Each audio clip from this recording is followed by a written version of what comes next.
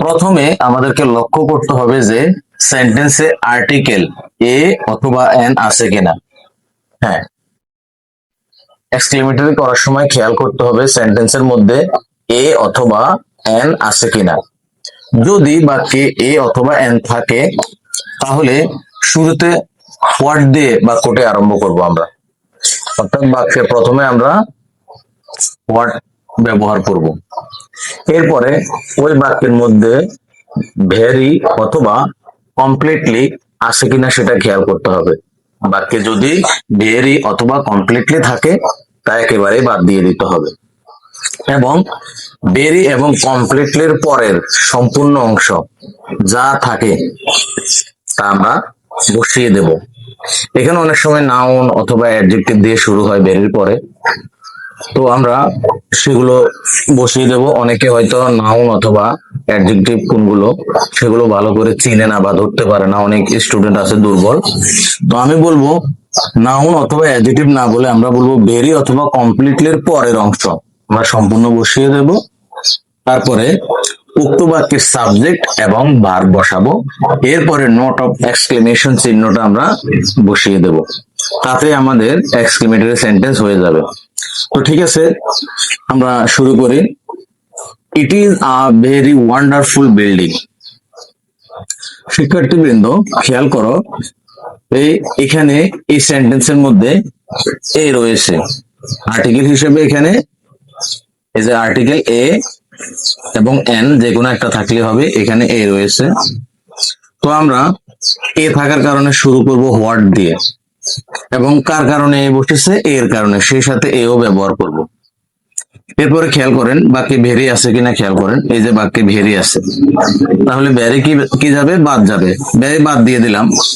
এরপরে ভেরির পরের সম্পূর্ণ অংশ কি, ওয়ান্ডারফুল বিল্ডিং। এই যে আমি ব্যবহার করলাম ওয়ান্ডারফুল বিল্ডিং।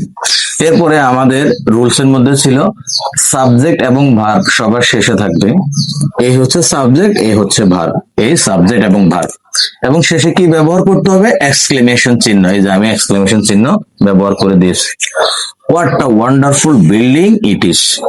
এই হয়ে গেল আমাদের এক্সক্লেমেটরি সেন্টেন্স। এবার দ্বিতীয় সেন্টেন্স, ইট ওয়াজ আ কমপ্লিটলি এক্সেলেন্ট গেম। এটা ছিল সম্পূর্ণভাবে একটা চমৎকার খেলা। তাহলে এ বাক্যে কি আছে, তাও এ আছে। তাহলে শুরু করব কি দিয়ে, হোয়াট দিয়ে। এবং হোয়াট আমরা জানি ভেরি এবং কমপ্লিটলি থাকলে তা বাদ হয়ে যায়। তাহলে এই যে কমপ্লিটলি আছে, এটা আমি বাদ করে দিলাম। কমপ্লিটলি বাদ হয়ে গেলে পরবর্তী অংশ কি আসে, এক্সিলেন্ট এই ওয়ার্ডটি আসে।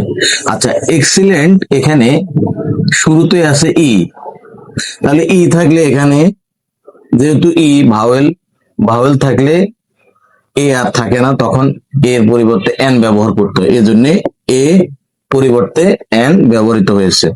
এক্সিলেন্ট, এই যে খেয়াল করতে হবে সবসময় এ থাকবে না, একটু ভালো করে খেয়াল করতে হবে। ভেরি অথবা কমপ্লিটলি পরের ওয়ার্ডটি অবশ্যই এই তার আগে ভাওয়েল এবং কনসোনেন্ট, এই ব্যাপারটা ভালো করে খেয়াল করতে হবে। যদি ভাওয়েল থাকে এন ব্যবহার করতে হবে, আর কনসোনেন্ট থাকলে এর কোনো পরিবর্তন হবে না। এই যে এখানে ভাওয়েল, এই জন্য এন ব্যবহৃত হয়েছে। Excellent game, subject verb it ওয়াজ এবং এক্সক্লেমেশন চিহ্ন। খুবই খুবই সহজ। এরপরে এখন খেয়াল করেন বাক্যে যদি এ অথবা এন না থাকে তাহলে কি করব, যদি এ এন না থাকে তাহলে আমরা সেন্টেন্সটা শুরু করব হাউ দিয়ে। বাকিটা ওই আগের নিয়মেই। হ্যাঁ, এরপরে আমরা বলছি ভেরি কমপ্লিটলি এর পরের অংশ। এখানে সাধারণত অ্যাডজেক্টিভ বা নাউন থাকে, এগুলো আমি বলবো না, আমি ওই একই কথা বলবো, ভেরি এবং কমপ্লিটলি পরের অংশ বলবে, বাকি অংশ প্লাস সাবজেক্ট ভার্ব। তাহলে দেখেন, হি ইজ কমপ্লিটলি ক্রোকেড। সে সম্পূর্ণভাবে বদমাস। এই সেন্টেন্সের মধ্যে এ অথবা এন কিছুই নেই, তাহলে শুরু করব কি দিয়ে, হাউ দিয়ে। হাউ দিয়ে শুরু করলাম।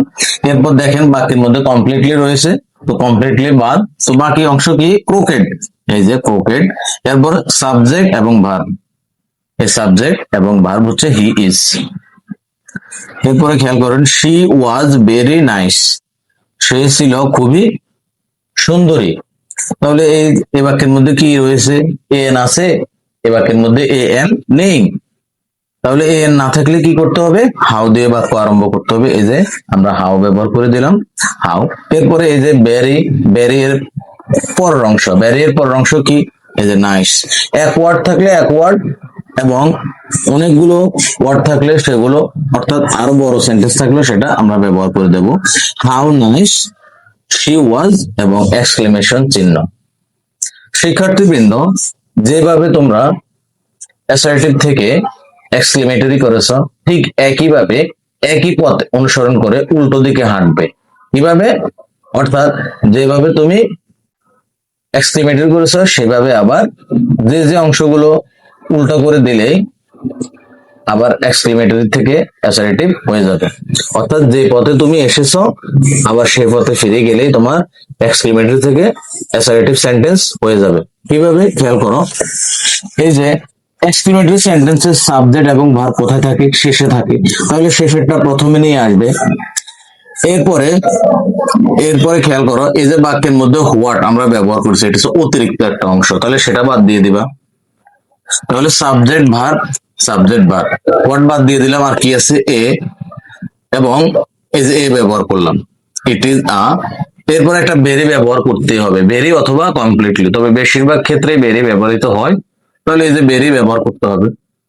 এরপর আর বাকি কি আছে? এই যে ওয়ান্ডারফুল বিল্ডিং, এই যে ওয়ান্ডারফুল বিল্ডিং। একইভাবে খেয়াল করো, এই সেন্টেন্সের শেষে লেখা আছে যে ইট ওয়াজ। এই সেন্টেন্সের শেষের সাবজেক্ট ভার্ব কে? ইট ওয়াজ। তাহলে এই যে সাবজেক্ট ভার্ব ইট ওয়াজ, তারপরে এই যে এখানে কি আছে? হোয়াট আছে। তো হোয়াট তো আমি অতিরিক্ত ব্যবহার করেছি, সেন্টেন্সের মধ্যে তো হোয়াট ছিল না, এই যে হোয়াট আমি বাদ দিয়ে দিলাম। তাহলে কি ব্যবহার করব আমরা এখন? এ অথবা এন ব্যবহার করতে হয়। তো আমরা এরপরে কিন্তু বেরি ব্যবহার করতেই হবে। তো এখানে বেরি অথবা কমপ্লিটলি যে কোনো একটা ব্যবহার করলে হয়। তো এই জন্য এখানে যদি কমপ্লিটলি হয় তাহলে এটা তো আর এন বসবে না, এটা কি বসবে? এ।